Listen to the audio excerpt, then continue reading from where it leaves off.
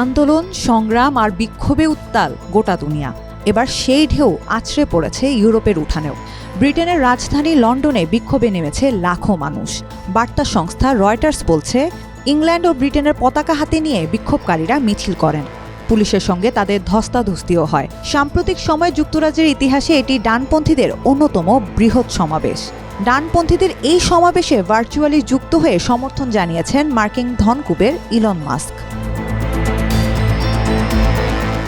লন্ডনের metropolitan police জানিয়েছে, টমি Robinson নামের এক ব্যক্তির ডাকা ইউনাইটেড দ্য কিংডম খ্যাত এই বিক্ষোভে প্রায় 1,10,000 লোক অংশ নেয়। একই সময় পাল্টা সমাবেশ করে স্ট্যান্ড আপ টু রেসিজম নামের একটি সংগঠন। এতে অংশ নেয় প্রায় 5,000 মানুষ।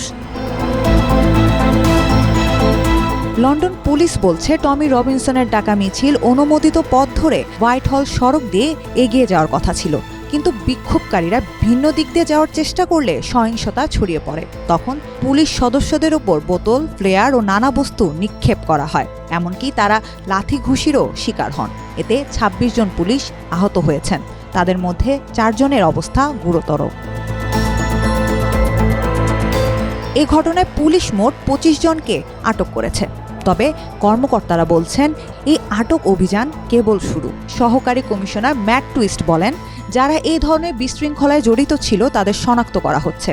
আগামী দিন ও সপ্তাহগুলোতে তাদের বিরুদ্ধে কঠোর ব্যবস্থা নেওয়া হবে। গত কয়েক মাসে যুক্তরাজ্যে অভিবাসন বিরোধী উত্তেজনা তীব্র হয়ে উঠেছে। বিভিন্ন হোটেলে আশ্রিত শরণার্থীদের বিরুদ্ধেও বিক্ষোভ হয়েছে। এরই ধারাবাহিকতায় 13 সেপ্টেম্বর এই সমাবেশকে বড় ধরনের প্রদর্শন হিসেবে দেখা হচ্ছে।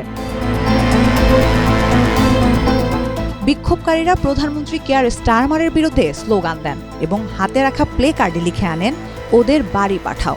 টমি রবিনসন সমাবেশে বক্তব্যে বলেন, আজকের দিনটি ব্রিটেনের সাংস্কৃতিক বিপ্লবের সূচনা।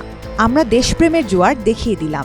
ওই সমাবেশে ভিডিও বার্তায় যুক্ত হন মার্কিন ধনকুবের ইলন মাস্ক। তিনি বলেন, ব্রিটিশ জনগণ আজ স্বাধীনভাবে কথা বলতে ভয় পাচ্ছেন। সরকারের পরিবর্তন দরকার।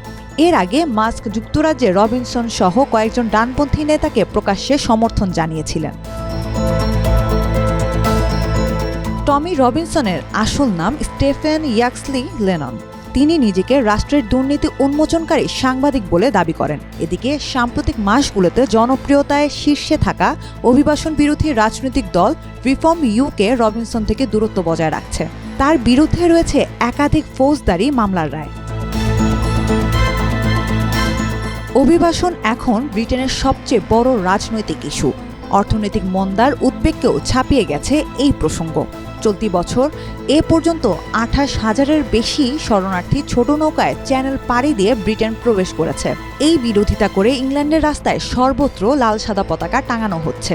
কেউ কেউ এটিকে জাতীয় গর্বের স্বতঃস্ফূর্ত প্রকাশ বলে দাবি করছেন। এতে বর্ণবাদ বিরোধী আন্দোলনকারীরা মনে করছেন, এই প্রচারণায় বিদেশিদের প্রতি ঘৃণার বার্তাই দেওয়া হচ্ছে।